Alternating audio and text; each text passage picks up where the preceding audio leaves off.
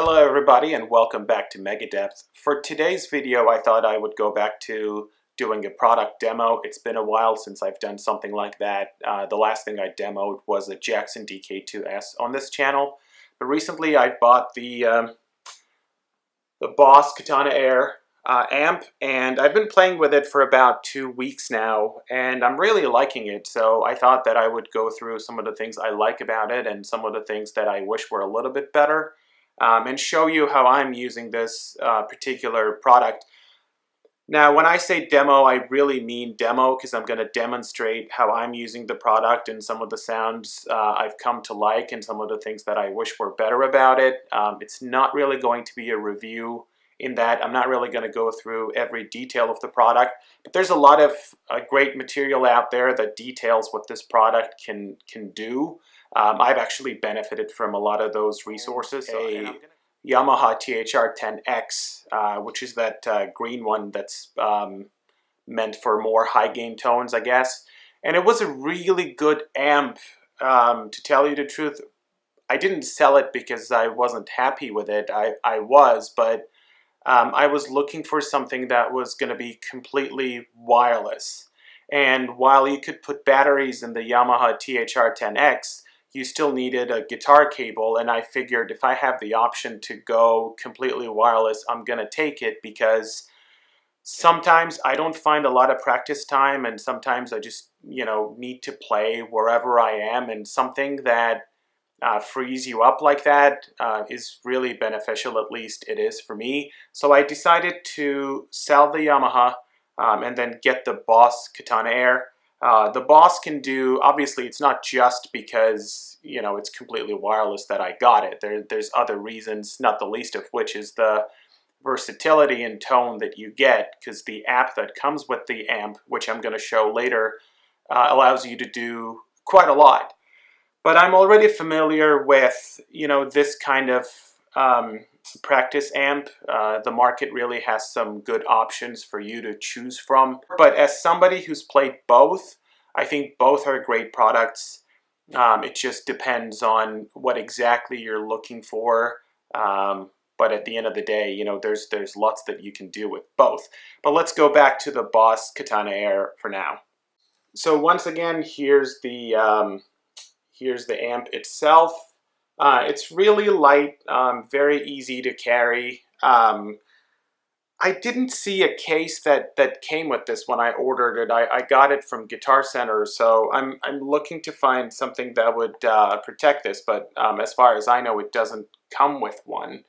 It offers, there's 5 different amp types that you can choose from, but obviously it doesn't stop there. What makes this unique and what adds the versatility that I was talking about earlier is that Boss also modeled a lot of the pedals that you've come to expect from Boss themselves. There's a lot of effects, modulation, distortion, everything that Boss has produced over the years they tried to model for this particular amp. This, you can either power it by, plugging it in, obviously, but like I said before, you can also use AA batteries.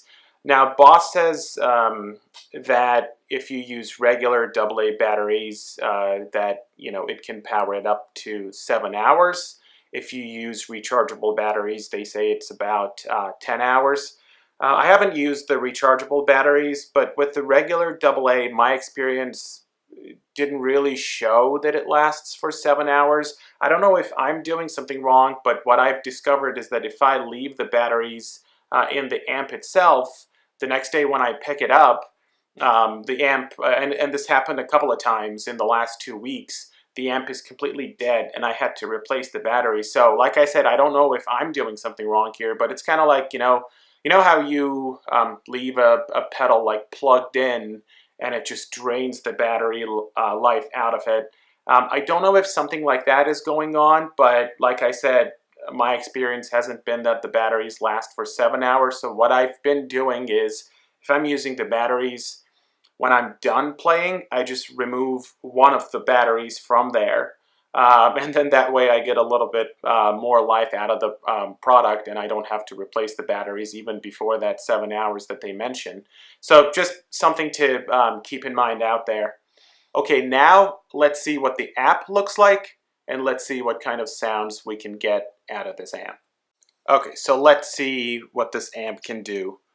Here's the little wireless device that allows you to play freely without a cable. Now, some people online mentioned that they've had some, buzzing, some issues with this. I did have that issue with actually this particular guitar, but then I realized it was because I needed to change the battery. These are active pickups in this guitar, and that seemed to solve the problem. I tried it with one of my guitars that has passive pickups, and that never had that issue. Let's just take a look here. Okay, so first things first, when you come into the app, it'll try and connect the amp to your phone, obviously. So all you gotta do is make the connection, and some people said they've been having issues with Bluetooth. Luckily, that hasn't been my experience. I've never had an issue with the Bluetooth. But we'll see if it happens today as I'm shooting this video. By Murphy's laws, it might happen today as I'm doing this, but in the last 2 weeks, I haven't had that problem. Okay, so once your amp is found, all you gotta do is click OK, and there you go. So this is the interface. This is what the app looks like. Like I mentioned, the 5 different amp types are here. There's a few different things that you can adjust right off the bat for the amplifier. But this is where you make sort of the difference, really. This app really shines when you get into some of the effects and modulation and all of that. When you come here, you'll notice that there's only 3 at the top that you can change in terms of like boosters and modulation, delay and effects and reverb. But you can obviously do a lot more. All you have to do is hit this edit button. And here, basically, Boss shows you what you have available. And if something is highlighted, in here you'll notice the clean boost is highlighted. That means that it's right now in effect, it's being used, it's there. But if you go back here, I've got basically 3 options for boosters, and here are all the options in case you're curious. There's a ton you can do. So what you can do is, once you select what 3 you'd like here, then you can go back and you can hit this little rectangle, and as you notice, it'll change colors. And if you go back here, it'll show you what is being used now. So you can put up to 3 in each of these, whether it's the booster, and you've got a lot of like distortion pedals, overdrive pedals, like I said, that Boss tried to model for this app. But you can choose up to 3 for all of these: modulation, delay, effects, and everything. So once you select that, you don't have to keep going back here. You can just change them here, and you'll be able to tell by the color what is being used. But I want to show you something else that sometimes gets overlooked, just judging by some of the other reviews or demos that I watched, and it's in here. You've got the option for EQ, and I think this is really important. I'm not an expert when it comes to EQ, so I'm not going to pretend that I know everything about it. I'm more of a trial and error kind of guy. I just play around with it until I'm satisfied with the tone. EQ makes the difference, and when you can't figure out just what it is that annoys you about your current tone or whatever, more often than not, the answer lies with the EQ. So don't overlook this part, because when you go back to the main screen, EQ is nowhere to be found either here or here. I mean, you can adjust a few things with your amp settings here, the bass, the middle, and treble, but obviously for EQ, you're going to need a lot more than that. So don't forget to hit this edit button and go all the way towards the end. I mean, all the way to the end is the noise gate, but don't forget to come to this EQ section, and by default, it's turned off. So, you might want to turn it on and play around with it. I'm sure a lot of you know EQing way better than I do. So if there's certain settings that you enjoy, you can do that. But if you're like a trial and error kind of guy like me, obviously this app makes it so easy. You can select 3 different signal chains depending on what you like. I usually like I'm pretty happy with chain 2, but I know that it's an ongoing debate how your signal chain should be. I know that everyone has a different opinion, so whatever works for you best. Boss has given you 3 different options. A couple other things I want to show you before we get into the sounds is if you go into this system, you can check out a lot of different things. Like I said, I'm not going to go through each and every one of them, but one thing I do want to show you is the global EQ. Obviously, if you're familiar with some of these platforms or amp modeling in general, you know what global EQ does. If you EQ this way, it's going to affect all of your tones. Some people prefer this. I usually adjust EQ separately for each patch, but you've got a lot under system, so definitely check that out. There's a tuner, which I haven't used yet. This is something I want to show. So this is what they call Tone Central, basically some patches that have already been created that you can check out. I'm not a big fan of these. I had to adjust quite a bit some of these tones, but I will say that they make a great starting point. If you want to check them out, all you have to do once your amp is connected to your phone, just come into Tone Central and just, let's say you hit Metal Collection. All you have to do is click Add, and it'll say Added, and then go back. And then if you click the librarian menu here, you're going to see your collection added in here, and you can select any one of them. Start with a blank slate, if you will. So I'm going to clear everything. And Boss, what it does is it puts you into default settings.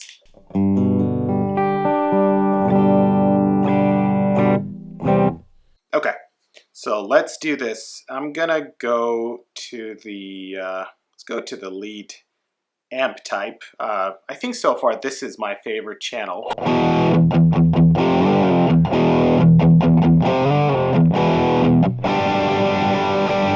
Okay, so let's go into here now. Like I said, the first thing you should do is probably go into edit and see what your options are. Okay, so let's try this. Let's keep the overdrive there, and then let's try this. To be perfectly honest with you, I haven't tried each and every one of them, and I'm not super familiar with Boss products. Okay, so I'm gonna leave these the way they are. But like I said, you've got a lot of options, and we'll come back to EQ in a little bit. So right now, what I'm using, if I go back here, right now, this is the only thing that's being used, the distortion that you see. That's the only thing highlighted, means that that's the only effect that is being utilized at the moment.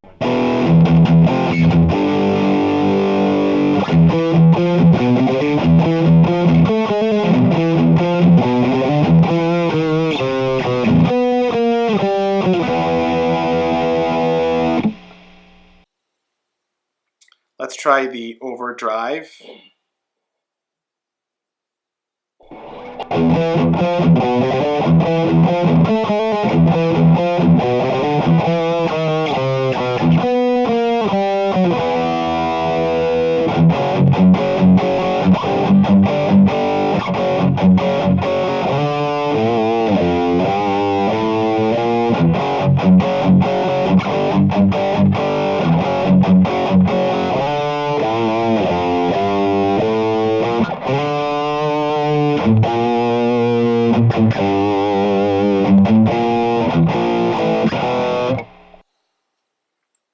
I like it. I like it. That sounds pretty good already, but let's play around a little bit more. One thing that I forgot to show you, actually, there are two ways that you can adjust any setting in here. One thing is, you can hold your, let me go out of this. One thing you can do is obviously adjust with your thumb, and all you have to do is just, increase or decrease like that. But, if you know the setting that you like and you don't want to just scroll through, then what you can do is hold your thumb or any of your fingers really, and then you can just enter a number in here. For now, I actually liked it where it was, so I'm going to leave it there. But you've got a couple of different options to adjust any of the settings here, and you can do the same thing. As long as you hold your thumb for a little bit, it'll open up this menu. You can even say, plus minus 10, plus minus 1, and you can go by that. If you're the trial and error kind of guy like me, that can be really helpful. But to be honest with you, I sometimes forget that that's an option because it's just so easy to adjust stuff in here. Let's add a little bit of reverb.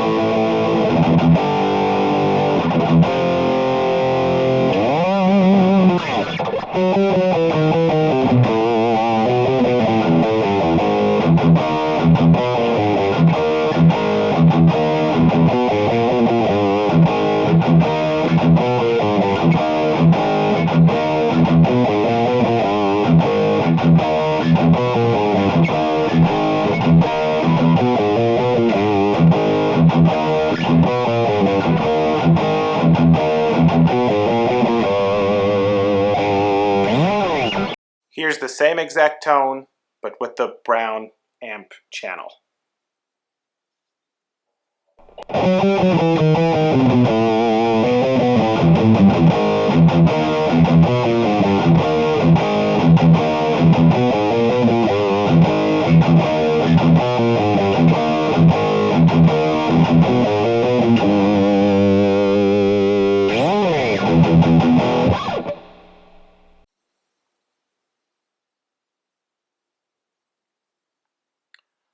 Of course, as previously mentioned, let's go into EQ. Here's the tone we currently have.